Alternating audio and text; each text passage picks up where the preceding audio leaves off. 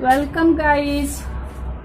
चलिए अब हम लोग पढ़ेंगे टीथ का अगला भाग, है ना। इसके पहले के वीडियो में हमने टीथ के इनेमल वाले पार्ट के बारे में पढ़ा, है ना। टीथ के तीनों पार्ट को पढ़ा। अभी के वीडियो में हम पढ़ेंगे डेंटाइन के बारे में, है ना। डेंटाइन के बारे में, है ना। डेंटाइन के अलावा नेक वाले पार्ट के बारे में तो पहले से ही बता रखा था आपको कि क्राउन वाला पार्ट जो होगा वो इनेमल का बना होगा, चमकदार होगा। उसके बाद आप लोगों को बता रखा था नेक वाला पार्ट हमारे जो मसूड़े हैं, इन मसूड़ों से एकदम थोड़ा सा बाहर जो दांत का पार्ट दिखाई देता है उसको नेक कहते हैं, और बाकी जो टोटल पार्ट चमकता हुआ दांत का दिखाई देता है वो हमारा इनेमल वाला पार्ट यानी क्राउन हो गया। और नेक्स्ट जो दांत का पार्ट कहाँ है, हमारे जबड़ों के अंदर फिक्स है ना, सीमेंट के द्वारा फिक्स है जबड़ों के अंदर, उस पार्ट को हम रूट बोलते हैं। ठीक है, ये पहले बता रखा था। तो हमारे दांत का सबसे आउटर पार्ट यानी क्राउन वाला भाग जो उजला होता है, सफेद होता है, चमकदार होता है, और मैंने आपसे कहा इन सारी बातों के साथ साथ ये कैसा होता है, हार्ड होता है, मतलब ये मजबूत होता है ना। लेकिन उसके ठीक नीचे हमारे दांत की एक और लेयर होती है, और उस लेयर को हम क्या बोलते हैं, उस लेयर को हम बोलते हैं डेंटाइन, है ना। डेंटाइन इनेमल के ठीक नीचे, है ना, जो लेयर होती है उस लेयर को हम क्या बोलते हैं, डेंटाइन, है ना।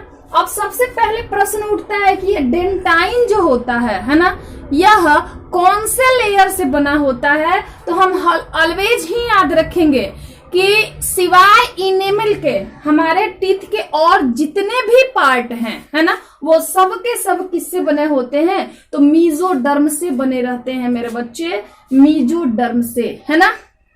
ठीक है, क्या याद रखेंगे, तो हमारे टीथ का एकमात्र भाग, है ना, हमारे टीथ का एकमात्र भाग, कौन सा भाग हमारे टीथ का, तो हमारे टीथ का एकमात्र भाग जिसका नाम आप हम लोगों को बता रही थी इनेमल, है ना, जिस पार्ट को हम क्राउन बोलते हैं, जो बाहर से चमकता हुआ दिखाई देता है, जो हार्ड होता है ना, उस पार्ट की बात करें तो वो किससे बना था, तो वो एंडोडर्म से बना था। लेकिन इसके अलावे डेंटाइन के अलावे पल्प के अलावे और भी जो भी हमको पार्ट्स दिखाई देंगे, ये सारे के सारे पार्ट्स किससे बने होंगे, तो मीजोडर्म से बने होंगे, यानी इनका ओरिजिन मीजोडर्मल होगा। तो वो आप लोगों को मैंने यहाँ पर लिख भी दिया है कि ओरिजिन कैसी होगी इसकी, तो मीजोडर्मल होगी, है ना। नेक्स्ट जो होगा, आपने क्या पढ़ा कि इनेमल जो होता है वो हार्ड होता है, लेकिन इनेमल के ठीक नीचे जो हमारा डेंटाइन देख रहे हैं आप, ये कैसा होता है, ये हार्डेस्ट होता है, मतलब इनेमल से भी ज्यादा मजबूत होता है। इसीलिए टीथ को बोलते हैं कि यह हड्डियों से भी ज्यादा मजबूत पार्ट है मैमल बॉडी के अंदर। मैमल बोले तो वैसे जीव जो अपने बच्चे को अपना दूध पिलाते हैं और जन्म देते हैं, उनके दांत में देखे, उनके बॉडी में देखे तो दांत सबसे मजबूत पार्ट होता है ना। नेक्स्ट, अब हमारा ये डेंटाइन जो होता है ना, ये किससे बना होता है, तो आप देखेंगे कि हमारा जो डेंटाइन है, इस डेंटाइन के ठीक नीचे, है ना, आपको ये वाली एरिया दिखाई दे रही है ना। ठीक है, हमारी डेंटाइन कौन सी है, तो ये जो हमारी परत दिखाई दे रही है ना, ब्लू कलर की, ये ब्लू कलर वाली जो हमारी ये परत दिखाई दे रही है, इस ब्लू कलर वाली इस मोटे से परत को, है ना, इसको देखेंगे तो ये पूरी की पूरी पल्प कैविटी को, यानी लगभग पल्प कैविटी को ये क्या है, घेरे हुए है ना। ठीक है, पल्प कैविटी कहाँ है, ये नीचे का जो आपको खाली जगह दिखाई दे रहा है, इसको हम बोलते हैं पल्प कैविटी या पल्प बोलते हैं। इस पल्प के ऊपर आपको ये दिखाई दे रही है ब्लू कलर की मोटी लाइन, है ना, ये मोटी लाइन आप देखिए तो ऊपर से इनेमल से ढकी है और नीचे से पल्प से ढकी है, दोनों के बीच में ये लेयर है। इस लेयर को हम क्या बोलेंगे, इस लेयर को हम डेंटाइन बोलेंगे। क्या बोलेंगे, डेंटाइन। अब ये डेंटाइन जो होती है वो बनी किससे होती है, तो डेंटाइन के ठीक नीचे मतलब पल्प कैविटी में हम क्या देखेंगे, कुछ ब्लैक कलर से मैंने इस तरह के सेल्स बना रखे हैं। आप जरा इसे देख लीजिए, पूरा ये कंटिन्यूअसली मैंने बना रखा है ना। अब इस सेल को, है ना, इस सेल को हम कौन सा सेल कह के बुलाते हैं, तो यहाँ मैंने लिखा भी है, इसको मैं फिर से लिख देती हूं। इसको हम लोग ओडोंटोब्लास्ट, ओडोंटोब्लास्ट सेल के नाम से बुलाते हैं, ओडोंटोब्लास्ट सेल के नाम से बुलाते हैं। ये सेल क्या करते हैं, तो इन्हीं सेल के सेक्रीशन से क्या बनता है, तो हमारा डेंटाइन बनता है। और ये भी मैंने यहाँ पर लिख दिया है कि सेक्रीट ओडोंटोब्लास्ट सेल। अगर हमसे कोई पूछ लिया कि डेंटाइन जो होता है वो किससे बनता है, तो हम सीधे सीधे बता देंगे कि it secrete from odontoblast cell. अगर किसी ने पूछ लिया आपसे ओडोंटोब्लास्ट सेल कहाँ होता है, तो आप क्या बता दोगे कि पल्प कैविटी में होता है। मैंने किसको पल्प कैविटी कहा, ये जो हमारी टोटल एरिया दिखाई दे रही है ना, इस टोटल एरिया को पल्प कैविटी बोलते हैं और इसी में ओडोंटोब्लास्ट सेल है ना, जिसके सेक्रीशन से क्या बना है, हमारा डेंटाइन बना हुआ है। क्लियर, तो हम बता देंगे कि ये कहाँ होगी, तो पल्प कैविटी वाली एरिया में होगी। Clear clear. अब देखिए यहाँ पर, तो हम यहाँ पर लिख भी दिए हैं, यह इनेमल और पल्प के बीच में होता है। कौन, तो आपका डेंटाइन। क्लियर, आपका डेंटाइन जो होता है वो हार्डेस्ट क्यों होता है, तो आप बता देंगे कैल्शियम साल्ट की वजह से। वो भी कैल्शियम साल्ट कितनी परसेंट, तो 70% होने की वजह से ये हार्ड नहीं हार्डेस्ट होता है। क्लियर। अब हम यहाँ पे जाएंगे तो बात करेंगे कि यह जो होता है आपका जो डेंटाइन जो होता है, यह आपके दांत का सबसे ज्यादा भाग होता है ना। यानी हमारे इनेमल से भी ज्यादा भाग कौन होता है, डेंटाइन होता है ना। आगे हम बढ़ेंगे तो हम देखेंगे कि हमारा जो पल्प है वो कौन है। तो आप यहाँ देखिए, तो ये जितनी भी ये प्लेस खाली दिखाई दे रही है ना, ये अंदर, इसके अंदर मैंने ऐसा कुछ काला काला बना रखा है, ये नर्व है, ये ऐसा कुछ लाल लाल बना रखा है, ये ब्लड वेसल है ना।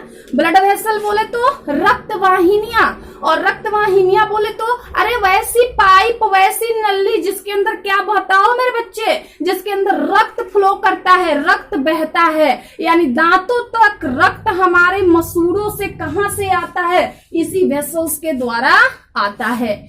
और अगर हम बात करें किसकी, इस नर्व की, तो ये नर्व जो है हमारे ब्रेन से निकलता है और आ जाता है कहाँ, हमारे मसूड़ों में, और हमारे मसूड़ों से कहाँ आ जाता है, हमारे दांतों में।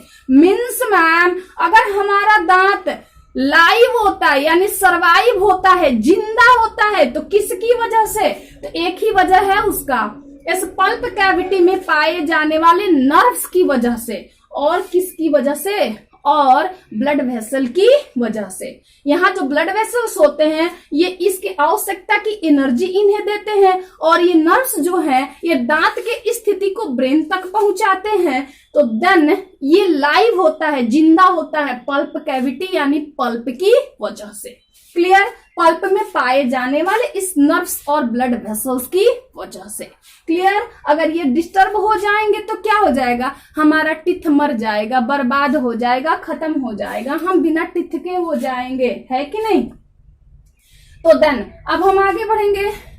आगे जो है कहता है ना, कि हमारा जो, अब इसमें हार्ड तो मैम आपने पढ़ा दिया, इनेमल हार्डेस्ट भी पढ़ा दिया, इनेमल है ना, सारा हार्ड ही होता है। नहीं मेरे बच्चे, इसमें कुछ सॉफ्ट भी होता है। क्या सॉफ्ट होता है मेरे बच्चे, तो ये जो आपका पल्प कैविटी है ना, इस पल्प कैविटी को, कैविटी मीन्स खाली जगह, दांत के अंदर की खाली जगह, और उस खाली जगह के अंदर कौन रहेगा, तो नर्व्स रहेंगे, और नर्व्स के साथ साथ कौन रहेंगे, तो आपने इसमें ब्लड वेसल बना दिया है, ब्लड वेसल रहेंगे।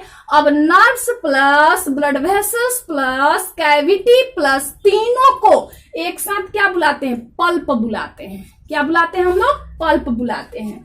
तो अब हम लोग बात करेंगे, क्या पल्प भी हार्ड होता है, नहीं मेरे बच्चे, आप हमेशा याद रखिएगा, the soft part of the tissue is the teeth is the pulp. हमारे दांत का जो कौन सा पार्ट है, हमारे दांत का जो सॉफ्ट पार्ट है वो पल्प होता है। ठीक है, ठीक है।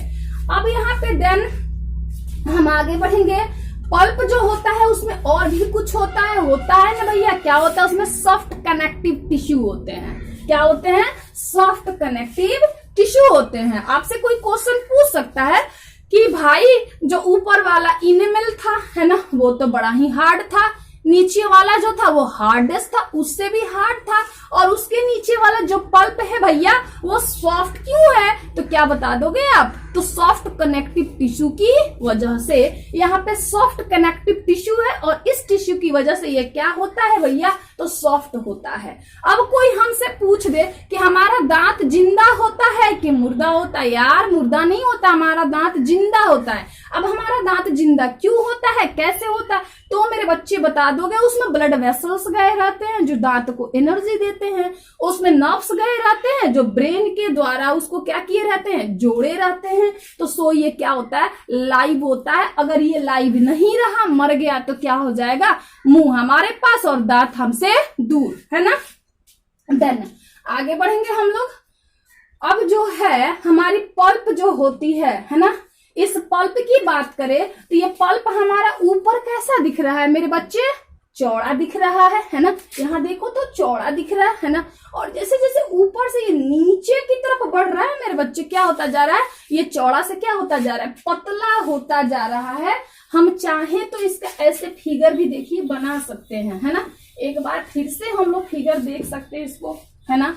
आपने क्या बनाया? आपने ऐसा एक स्ट्रक्चर बना दिया है ना।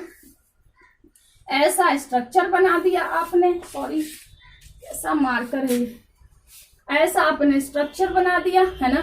इस स्ट्रक्चर को थोड़ा मोटा बना दिया और इसके ऊपर ऐसा बना दिया। तो ये वाला पार्ट तो आपने इनामेल बता दिया। ये वाला पार्ट आपका क्या हो गया? ये वाला पार्ट आपका डेंटाइन हो गया। अब इस डेंटाइन के ठीक नीचे जो लेयर होगी, कौन सी लेयर होगी? ओडोंटोब्लास्ट लेयर होगी यार, जिससे ये बना होगा। और इसके अंदर की जितनी भी ये प्लेस है सब क्या है? हमारी पल्प कैविटी है। अब ये पल्प कैविटी तुम देखोगे तो जैसे जैसे ये नीचे की तरफ आएगी, क्या देखोगे तुम? वैसे वैसे नीचे की तरफ देखो तो इधर चौड़ी है और इधर की तरफ क्या होती गई है? पतली नली की जैसी हो गई है। तो पल्प कैविटी हमारी जो नीचे की तरफ पतली नली की जैसी हो जाती है, वो धीरे धीरे नली की जैसे हो जाने के बाद किस में बदल जाती है? कुछ नहीं, एक छोटा सा ऐसे छेद के रूप में वो बदल जाती है। देखिए यहाँ पे नीचे क्या हो गया? जैसे जैसे ये नीचे आ गया है वैसे वैसे देखिए ये बिल्कुल छोटा सा छेद के रूप में ये नीचे की तरफ क्या हो जाएगा? बदल जाएगा। अब इस छेद को क्या बोलेंगे? इस छेद को बोलते हैं एपिकल फोरामेन। क्या बोलते हैं? Apical foramen. अब आपसे किसी ने पूछ लिया मेरे बच्चे कि क्या काम होता है एपिकल फोरामेन का, इजीली बता सकते हो कि एपिकल फोरामेन क्या है? दांत में क्या पाया जाने वाला? दांत का पल्प कैविटी का वो एरिया जो बिल्कुल पतला ट्यूब के जैसा हो जाता है, जहां से उसके अंदर क्या गया है? वेसल्स गया है, जहां से उसके अंदर क्या गया है? नर्व गया है। तो वो आपका क्या हो गया? एपिकल एपर्चर हो गया। एपिकल एपर्चर हो गया या एपिकल फोरामेन हो गया। कोई दिक्कत? चलिए आगे बढ़ेंगे हम लोग। आगे हम बढ़ेंगे तो हमारे पास आपने एक क्वेश्चन सुन रखा होगा, बहुत ज्यादा ये क्वेश्चन पूछा जाता है ना। पूछा जाता है कि कौन सा ऐसा जानवर है ना, जिसका दांत जो है बढ़ता रहता है, जिसके कारण वो क्या करता रहता है? जतर ततर कुतरता रहता है।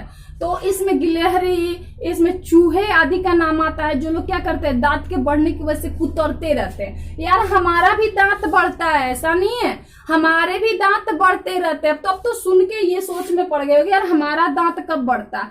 जब तक हम एडल्ट नहीं हुए रहते हमारा दांत बढ़ता है ना। और जैसे एडल्ट हो जाते हैं हमारा दांत क्या हो जाता है? बढ़ना बंद कर देता है। अब चक्कर में पड़ गए, है ना।